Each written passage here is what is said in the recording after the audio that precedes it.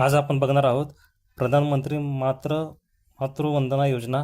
तर ही स्कीम काय आहे आणि याचा फायदा कोण घेऊ शकतो, तर चला आता या व्हिडिओमध्ये पाहूयात.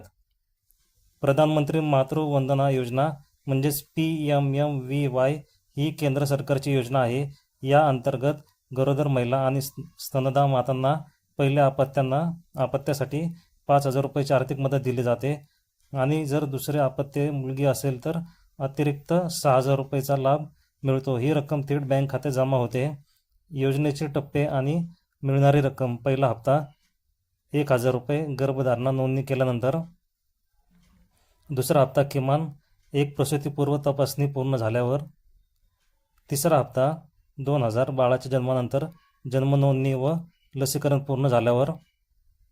आवश्यक पात्रता: महिलेचे वय किमान 19 वर्ष असावे.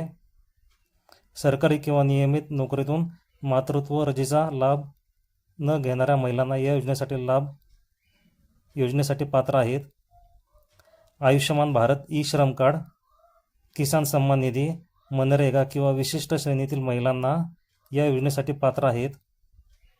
आवश्यक कागदपत्रे: माता बाल संगोपन कार्ड, आई आणि पतीचे आधार कार्ड, आधार लिंक केलेले बँक पासबुक, बाळाच्या जन्माचा दाखला तिसऱ्या हप्त्यासाठी. अधिक माहितीसाठी आणि अर्जासाठी तुमच्या जवळील अंगणवाडी केंद्र किंवा आरोग्य केंद्राशी संपर्क साधा.